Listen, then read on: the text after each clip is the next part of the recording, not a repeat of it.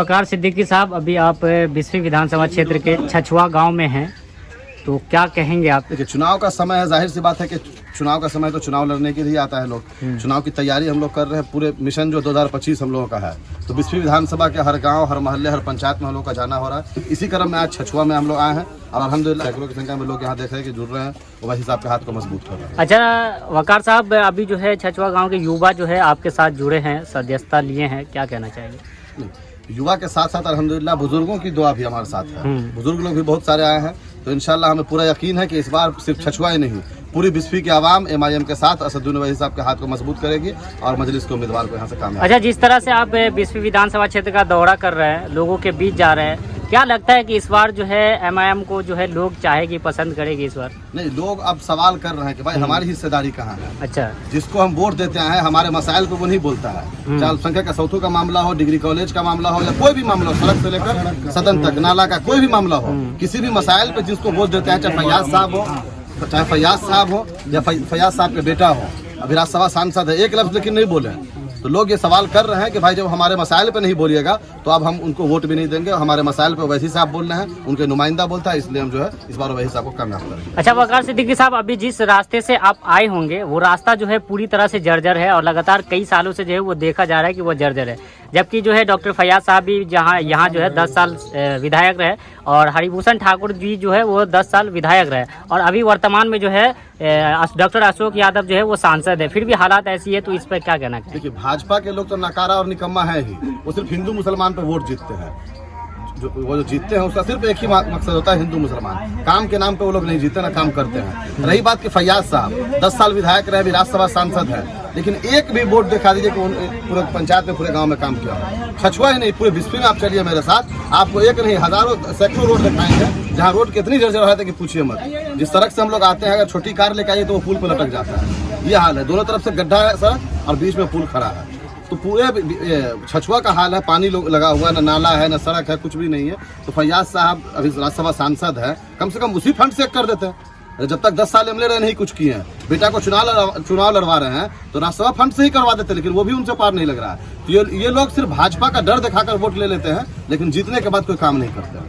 अच्छा, एक सवाल ये है कि 20वीं विधानसभा के युवाओं की एक मांग ये है कि हमारे क्षेत्र में, हमारे इलाके में डिग्री कॉलेज होना चाहिए, तो इसके लिए क्या करेंगे आप लोग? नहीं, हमने इससे पहले भी कई मरतबा सवाल किया गया, तब भी बोले हैं कि सरकार की एक योजना है कि हर ब्लॉक में एक जो है डिग्री कॉलेज हो, लेकिन अगर डिग्री कॉलेज यहाँ नहीं है तो यहाँ के विधायक का, मौजूदा विधायक, पूर्व विधायक, यहाँ के सांसद की कमी है कि वो यहाँ तक डिग्री कॉलेज तक नहीं ला पाया है। इंशाल्लाह हम ये वादा करते हैं कि हम चुनाव जीते हारे उससे कोई फर्क नहीं पड़ता है, डिग्री कॉलेज इंशाल्लाह हम सरकार से यहाँ बनवा करेंगे।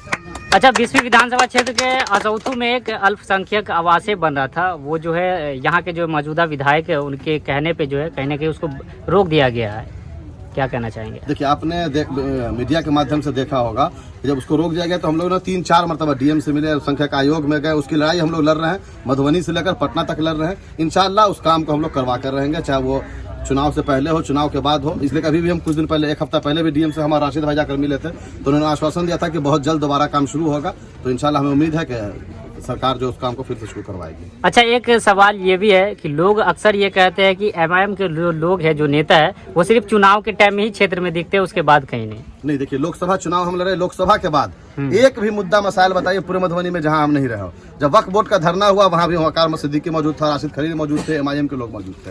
अल्पसंख्यक असौथू का मामला हुआ, वहां भी MIM पूरी मजबूती के साथ लड़ी है। कोई भी मसला बता दिए जहां MIM के लोग नहीं रहे हो, लेकिन हम बता देंगे कि राजद के लोग कहाँ नहीं थे। जो फातमी साहब को मुसलमान झोला भर भर के वोट दिए, जब वक्फ बोर्ड पे लाखों मुसलमान पूरे मधुबनी का हवाई अड्डा पे मौजूद था, वो आदमी सोया हुआ था। जब NRC का मामला हुआ तो वो आदमी सोया हुआ था। तो ये लोग सिर्फ वोट के वक्त राजद और गठबंधन के लोग आते हैं। MIM तो शुरू से लेकर हमारा इतिहास रहा है, चाहे हैदराबाद हो, किशनगंज हो, हमारा इतिहास रहा है कि जहां भी मिली मसाइल होगा हम सबसे पहले पहली सब पे खड़े मिलेंगे। अच्छा, इंडिया गठबंधन के लोग MIM को आखिर अपने साथ शामिल क्यों नहीं करना चाह रहे? देखिए, वो हिस्सेदार बनाना नहीं चाहते, वो मुसलमानों की लीडरशिप जो खड़ी हो रही है उसको तोड़ना चाह रही है। आपने देखा कि हम पिछले चुनाव में 5 विधायक जीत कर आए, 4 विधायक को खरीद लिया, पीठ में खंजर भोंकने का काम किया। उसके बावजूद भी हम लोग मिली तंजीमों और अपने बड़ों की वजह से उनके साथ जाने को तैयार थे। आपने देखा कि हमारे प्रदेश अध्यक्ष ने लेटर भी लिखा, उनके नेताओं से मिले, जहां जहां अभी अधिकार रैली निकली है वहां वहां हमारे लोग ने झंडा दिखाया कि भाई गठबंधन में शामिल कीजिए। उसके बाद भी नहीं करिए, उनका अहंकार बोल रहा है। ठीक है, वो नहीं चाहते हैं कि मुसलमानों की एक लीडरशिप पैदा हो, उसको लीडरशिप से दिक्कत है। अच्छा, 20वीं विधानसभा की जनता से क्या अपील करना चाहेंगे? 20वीं के आवाम से यही गुजारिश करते हैं कि आप देखिए कि सड़क से लेकर सदन तक, चाहे कोई भी आपका मामला हो, ट्रिपल तलाक हो, एनआरसी हो, वक्फ बोर्ड हो, कोई भी मसला हुआ है तो हमारे राष्ट्रीय अध्यक्ष बैरिस्टर असदुद्दीन ओवैसी साहब दिल्ली के पार्लियामेंट में, और बिहार का जब कोई मामला रहता है तो हमारे अख्तर ईमान साहब नजर आते हैं आपके मसाइल पर बोलने से।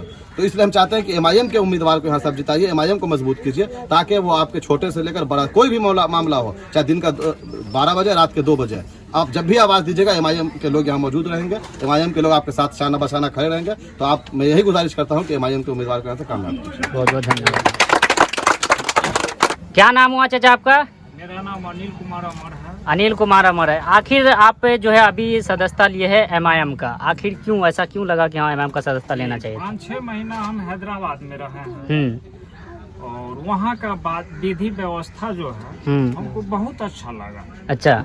हाँ, हाँ। जिसको जहाँ महिला को हो या पुरुष को हो जाना है जा सकता है, आ सकता है, कोई असुविधा नहीं है, कोई दिक्कत नहीं है। कोई लड़की है कॉलेज में जाती है पढ़ने के लिए, घर परिवार जो है उसका माँ बाप भाई बहन कहीं है, कहीं काम कर रही है, कोई दिक्कत नहीं है, कोई दिक्कत नहीं, कोई परेशानी। यानी असदुद्दीन ओवैसी साहब का जो है विचारधारा है वो आपको पसंद आया? जी जी।